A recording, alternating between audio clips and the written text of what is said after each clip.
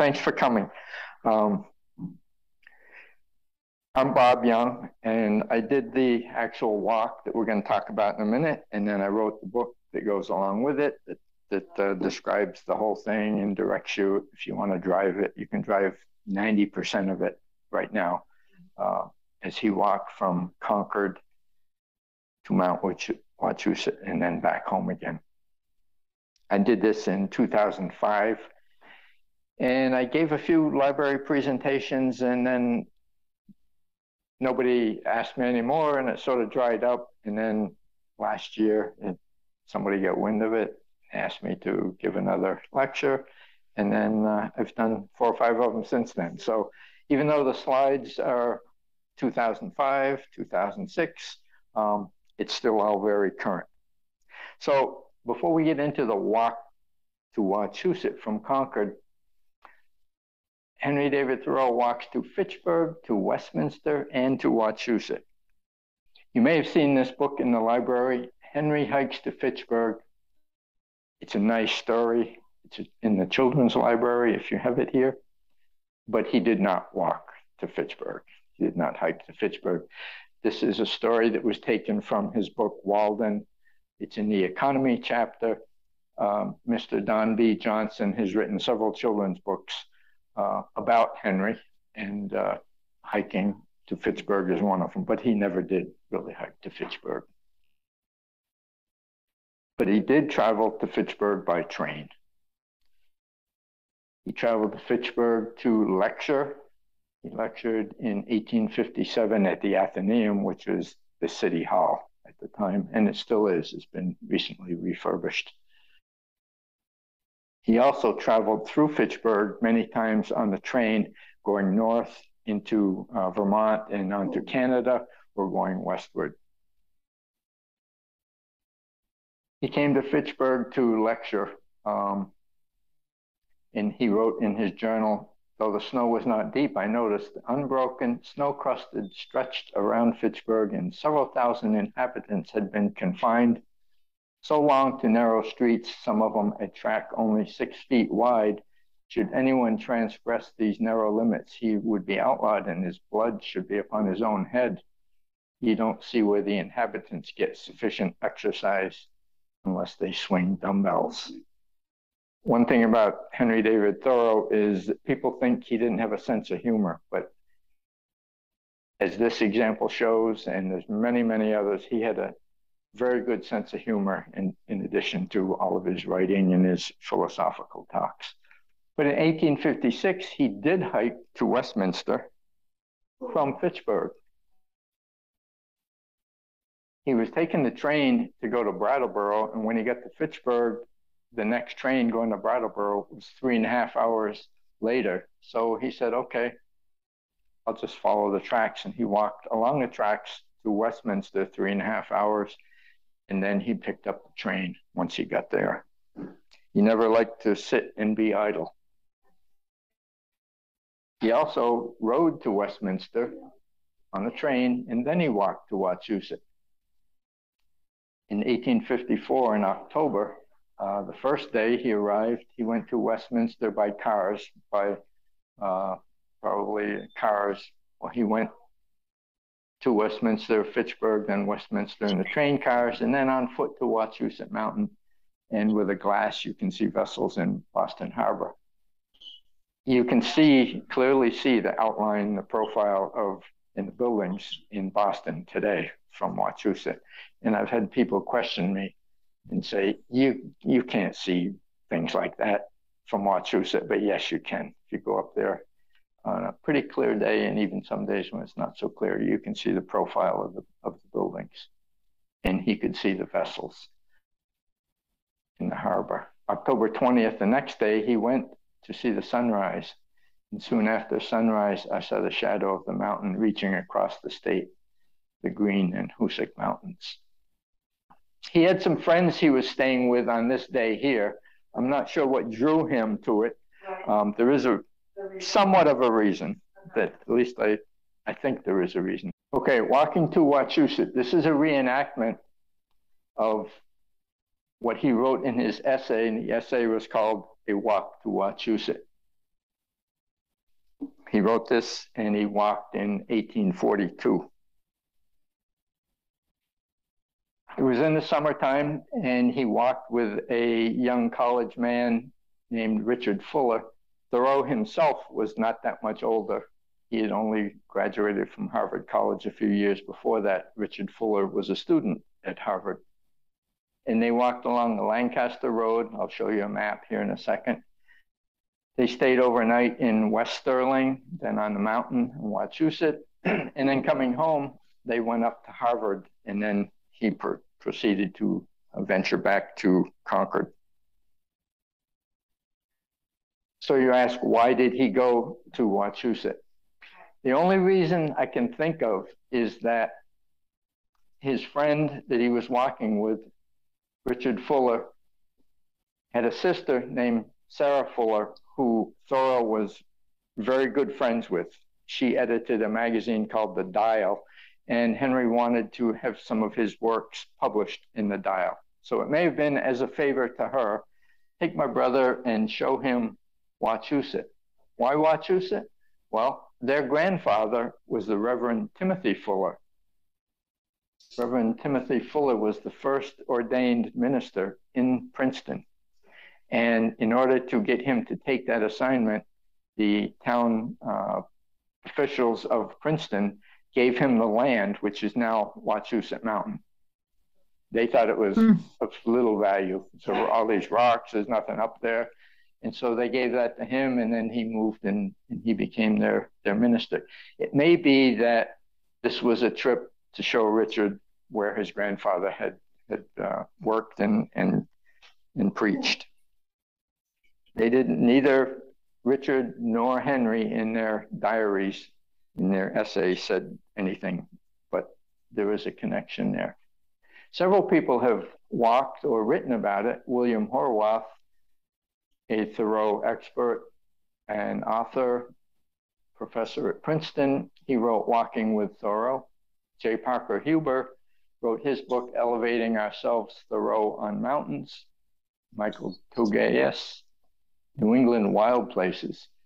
Their books, however, only describe how they drove the roads to get there. None of them walked. He walked on the road? Or he walked on the road.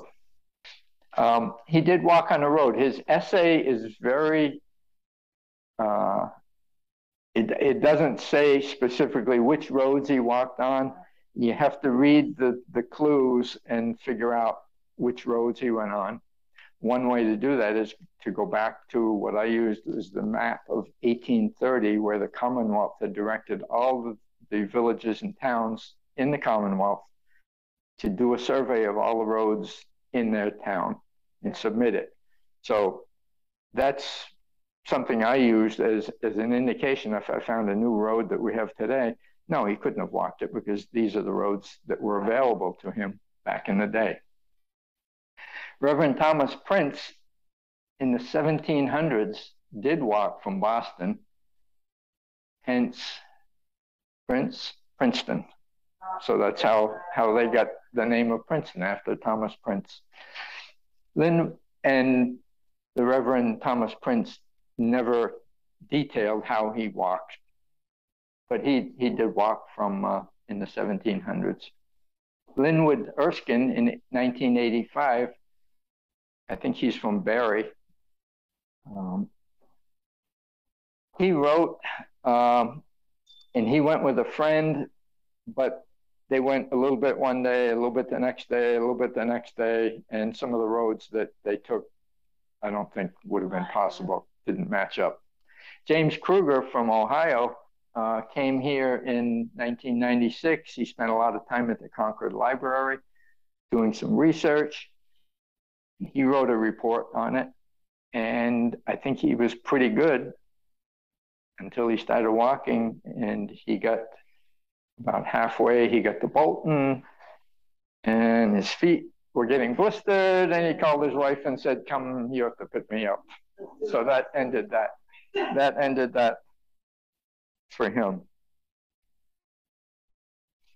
So this is the route that they took, basically straight west, pretty much from Concord, from the Concord Hills.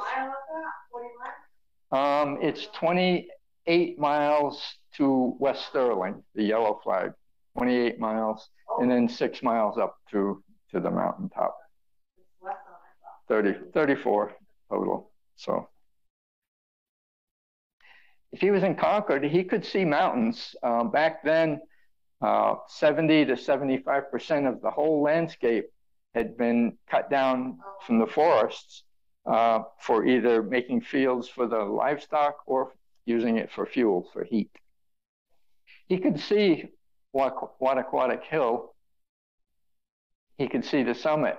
He couldn't see anything down here beyond Wachusett Hill. It was out of range down below the hilltop in Bolton. So here we go. He started in front of Ralph Waldo Emerson's home in Concord. I had a friend across the street from me who was a semi-professional photographer. He came along with me. He drove his car and took all these pictures. I walked, he took the pictures. But as you can see, at 4:45, we started out. This little quote here comes from Richard Fuller's essay.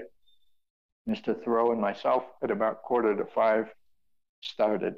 I wanted to keep it as close to reality as I could to make sure that it was all realistic and doable. So there we go, going through Concord at 5 o'clock.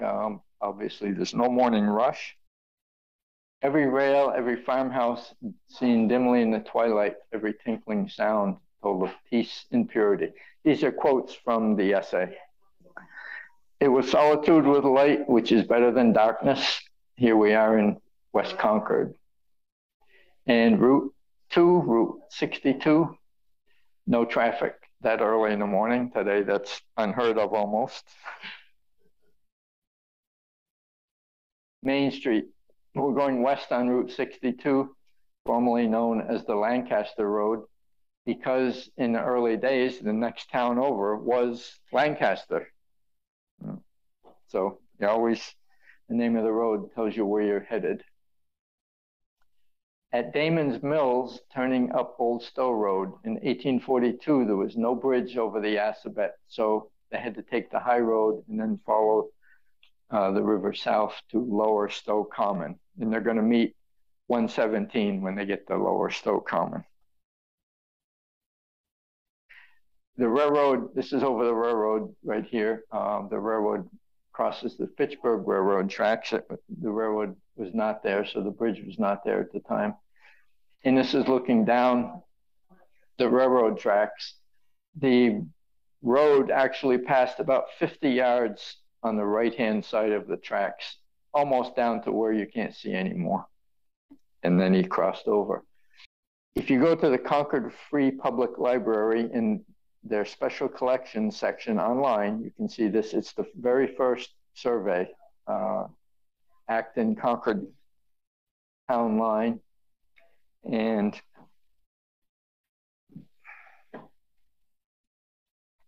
the railroad goes this way. So there's the railroad bridge right there. And what I noticed when I found this survey, Old Road to Stow, I was trying to figure out how we got down there, what road, what towns he went through. And he said he passed through Acton. Right here is Acton town line. And when I found this right here, I realized that's the way he would have gotten down to 117. Old Road to Stow. Today, you can't pass through there. It's now abandoned. So this is the one section that you have to drive around it and then come back down to where another road is. This in here, actually over there on that side of the river, there was a factory in there, and it's now a Superfund site. So they had to close everything down. Today, what does it look like? The entrance to the old Stow Road, now abandoned. The railroad is off to the left. At a cool and early hour on a pleasant morning, my companion and I passed rapidly through Acton and Stow. That was the Lancaster Road, but Acton and Stow had been pieced out of it by that time. And you continue on that abandoned section. It is now a footpath. You can barely make your way through there. So you walked it? Mm-hmm. So once you get through the abandoned section, then he comes down through Pratt Brook. This is now Maynard, but Maynard was Sudbury then on this section. And then that's Stow over there. So where was abandoned? Was it clear enough to stay on? You could barely see what. Was that time that you're like, I don't know if you're at the right place anymore? I couldn't get through that Superfund site where the factory is. Yeah. That's all fenced off. So I had to take a cut around that, but that was probably 50 or 100 yards, and I could barely, this is what it looked like at its worst until I get to the Superfund site. So we're going to find our way down to Lower Stow Village. This purple is all Route 117, formerly called the Great Road. We inhaled the fresh scent of every field. And this part of our route lay through the country of hops. These are not hops, they're probably grapes or some other, something else they had in the fields there. The hops agriculture moved to New York and then further west into California. So, and here I am going through Stow on the Great Road, 117. And the Great Road back then, that was like our interstate today. But back then, it was busy, dusty, dirty, oxen, cattle, everything moved. All the trade between the villages further, the urban villages further out in the cities, back in Boston. Certainly there was no pavement on it at the time. He wrote in his essay, "The mower in the adjacent meadow could not tell us the name of the brook on whose banks we had rested or whether it had any. But his younger companion, perhaps his brother, he knew that it was Great Brook." So at this point, and Great Brook is just before you get to Groton, headed west. Because he's got to ask people, what's the name of this place? I figure that's probably the extent of what he's familiar with. Okay, he's very familiar with Concord, but as you get further and further out, he's less familiar with it. So he's finding out that this is Great Brook. And when I read that, I said, okay, we got to find Great Brook. And it's very tough to find it, but if you look hard enough and you're walking, you probably can't see it in a car, but you can see the water down there, and I'm off to the side, hanging over there. You wouldn't see it. To me, I said, okay, this is the great disappointment. On the other side, it's just all green. There's no clear water or anything on the other side of the road. This is in Bolton, the site of the old schoolhouse. We're on 117, the blinking light. Okay, if you go through a Bolton, that's right there in the center of town. And at that point, he took a left-hand turn and went up Wachusett Hill Road. And he wrote, "In the shade of some oaks, we rested during the heat of the day, reading Virgil and studying scenery." And here I am at the Neshoba Valley Winery. So we're going up that road, 1221, and that's about the time he would have taken a break. And Howard, the guy that took the pictures, and myself, we had arranged with our wives to come and meet us there for lunch. So we had lunch. I'm sure Thoreau didn't do that, but he would have just taken a break there and read Virgil. I did not read Virgil. So we've come through to Bolton, taken Wachusett Hill Road, and then he's going to continue on that old road. That black arrow points directly towards Wachusett. So he's up on Wachusett Hill, which he couldn't see down into the valley of Lancaster before. He's up, he called it a turf wall. He's up on top of that hill. Now he can see down in there in the valley of Lancaster. And from the summit, he's looking straight out. You can't really see it in this picture, but Wachusett is out there, a little hazy. That particular day I was there. I went up another day to see if I could see it any better and then zoom in. So there lay Wachusett, the object of our journey. And from here, he can look down into the Lancaster Valley. A couple of miles brought us to the southern branch of the Nashua River, which runs through Lancaster. We soon learned that there were no gelade valleys into which we had descended. Gelade valleys is ice hills. And there was not. It was, I can't tell you how hot it was walking for me that day, which was another parallel to what his essay read. Missing the coolness of the morning air, we feared it had become the sun's turn to try his power on us.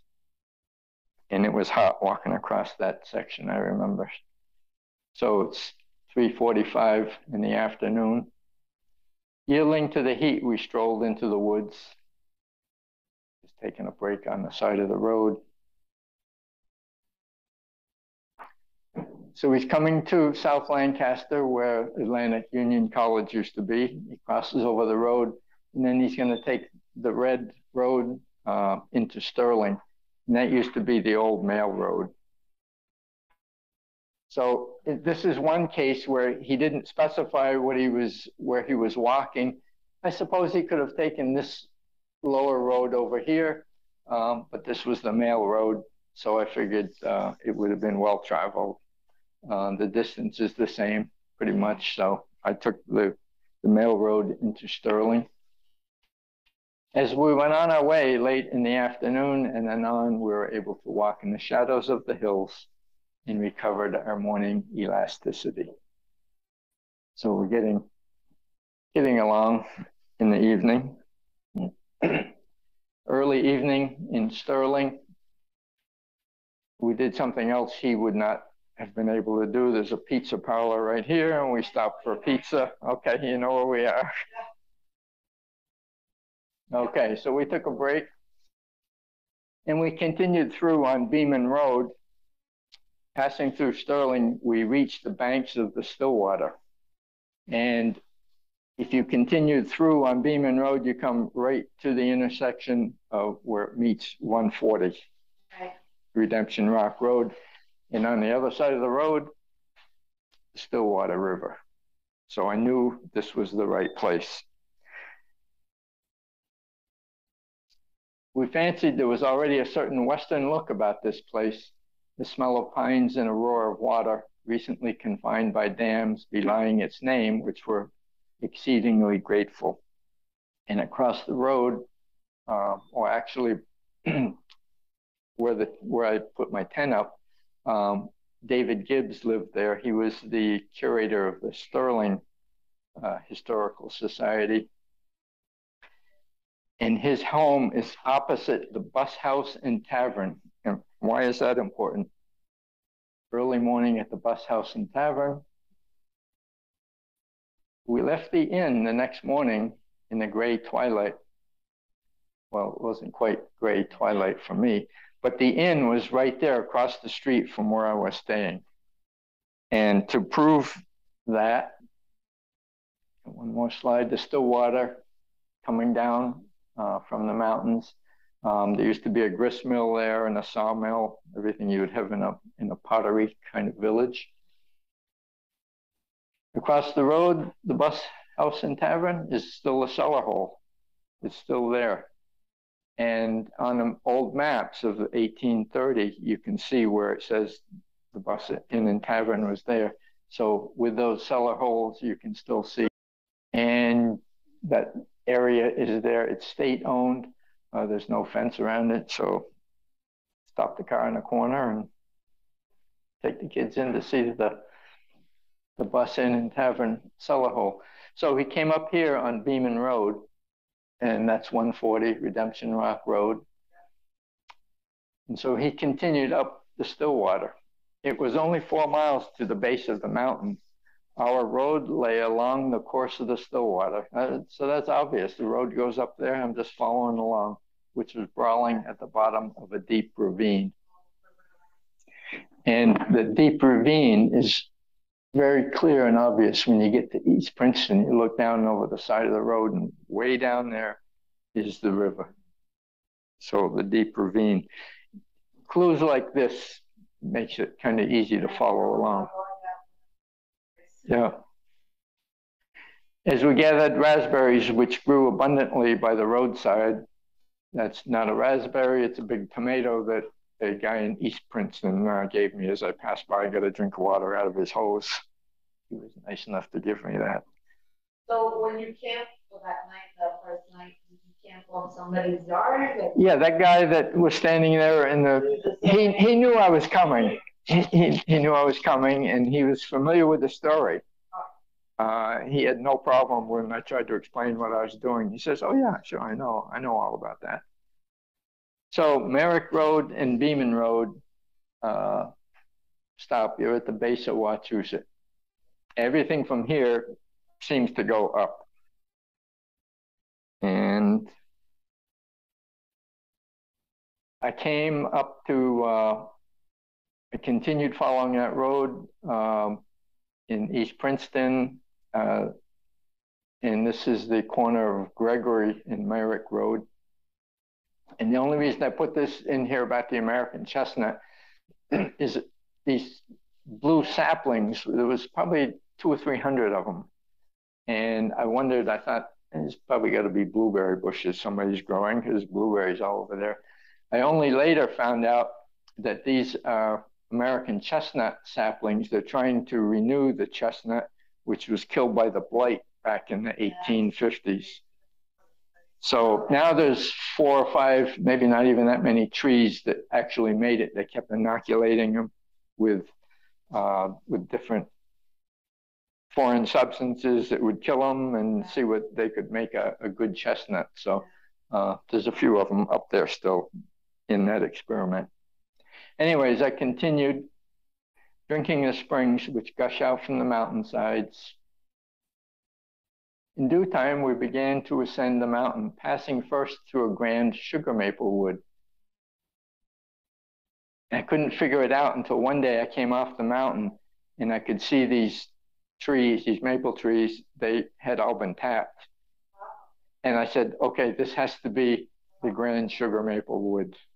I later found on a map, one of the early maps, a little building over on the side that said Sugar House.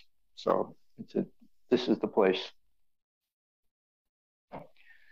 Gregory Road and Mountain Road. This is the trailhead for the Mountain Road Trail at the state reservation.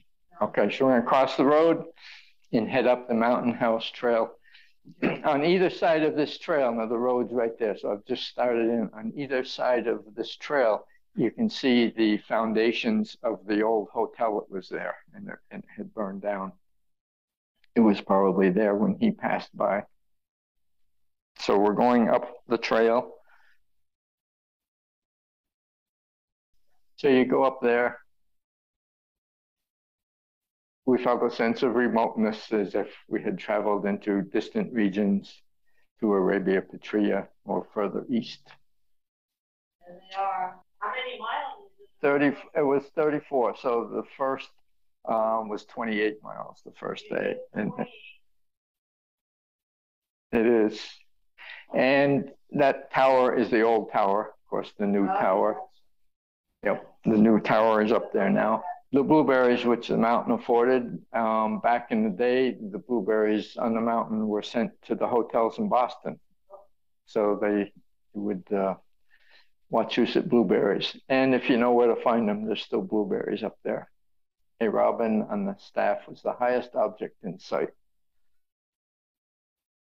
And if you can, once you get on the summit, if you take the old Indian Trail, which goes back down towards the ski area, this is the ridge to the north, a hawk soared above us, a place where gods might wander solemn and solitary and removed from all contagion with the plane.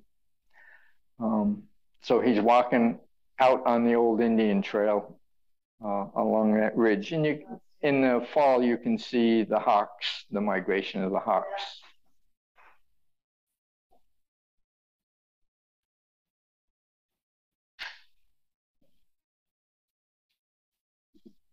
As they got ready to prepare for bedtime that night, they were looking at the stars and seeing everything going on, watching some of the birds, and what they're gonna see is what you're gonna see here in a minute. I found some software that would take us back to 1842. I could set the time, the date, everything. So this is exactly what they would have been seeing, looking off to the south. So you see the stars, and the phenomena which you're going to see here in a minute actually still appears every once in a while. This past summer, it appeared. And what he saw was the two planets and the moon, Saturn, the moon, and Jupiter, all three of them clustered together. And what he wrote in his essay was, there was the moon still above us with Jupiter and Saturn on either hand, looking down on Wachusett. It was a satisfaction to know that they were fellow travelers, high and out of reach as our own destiny. So there it is, July 20th, 1842 at 11:12, 12 minutes after 11. Wachusett is in fact the observatory of the state. You often see this used in advertising literature for the state. But when I saw that, it didn't sit well with me. Something was wrong. And so, trying to do some research on it, this gentleman, Charles Theodore Russell, lived in Princeton. He graduated from Harvard. He was a classmate of Thoreau's. He wrote a history of Princeton in 1838, and he wrote, "To the observer from the top, the whole state lies spread out like a map." And that's what Thoreau wrote. There lay Massachusetts spread out before us. It's blank. So I said, that's pretty close. And even further on down, Charles Russell talked about the Hoosick and Green Mountains, the blue horizon, and so did Thoreau. So I said, I think he read that book before he wrote his essays. Read it and said, you know what, Do it better. And without giving him any credit for that, which was not unusual back in the day, a lot of authors would borrow and pick things off. At length, we saw the sun rise up out of the sea. You're not supposed to camp up there right now. And I explained to them what I was doing, and they said, no, they didn't want to. I said, but look, the Boy Scouts camp up there. Ham radio operators camp out up there. And you let them, I said, don't say no. I said, let me write you a letter and I'll detail what I'm going to do. So I wrote the letter and waited for an answer, and they never answered. So I said, well, that must be a yes. So I camped out there for the night. And if you haven't never seen the sunrise on a mountaintop, it's really kind of magnificent. And so I encourage anybody to go up and see that. At noon, we descended the mountain. And having returned to the abodes of men, we turned our faces to the east again. I didn't go directly back. At the time, I was living in Leominster, so I went, it was 10 miles from the summit back to Leominster. I went back to Leominster. I said, I walked to Wachusett, I don't have to walk back, so that's close enough. At length, we plodded along the dusty roads. And that's another clue that, yeah, he was on the roads most of the time. Some people said, well, he would just take his compass and go straight across the fields and whatnot. if you start early in the morning like he did, you can't get to Wachusett walking through fields and cutting across and bushwhacking and stuff. So it worked out perfectly. I got there just in the evening, just about the time he would have. We plodded along the dusty roads. The yellow is going out to Wachusett from Concord. On the red is how they went back. It's a little different, and there is a reason for that. Richard Fuller had relatives in Groton. And so they went up to Harvard and stayed overnight. And then Fuller continued on to Groton, and Thoreau continued back on to Concord. One bent his steps nearer the village of Groton, and the other took his separate and solitary way to the peaceful meadows of Concord. And as for me, I returned home with a fresh outlook on an old world, one in which I could now travel and understand with a deeper, longer lasting meaning. The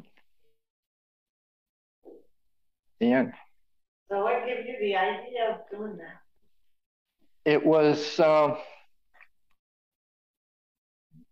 when I went to hiking in Maine on Mount Katahdin, where he'd spent a lot of time in Maine, and I started looking into things, and I came across his essay. And so we live in Leominster, the mountain's right here. Concord is 20 minutes away. So I started looking into it, and when I read the essay, it was like, how did he do that? And that just tripped me off to say, I got to find out, and then I got to do that. And so that's how that started. Now, what's the next project? What's the next walk? Well, he actually walked to, he traveled to Mount Monadnock 4 times. Okay. And where? He would start in Concord, but he would take the train. He would take the train to Fitchburg and then go on the Cheshire Railroad to Troy, which goes up through the Keene. Okay, so just beyond as you get into New Hampshire. Okay, so going up towards Keene, Fitzwilliam, Troy, yeah, Keene, okay. Yeah, that's the way I go. Okay, Route 12 goes right up. You follow Route 12. That's pretty much the way the railroad went. Yeah. And so he would get off at Troy, and then it was 4 miles to the Mount Monadnock. And so he would go back and forth that way. He did that for travel to Monadnock. That's the next project. So I've been going up there and studying everything he did up there. And talk material. I might discover another talk material. Thank you very much. Oh, okay. You're certainly welcome. It's a pleasure.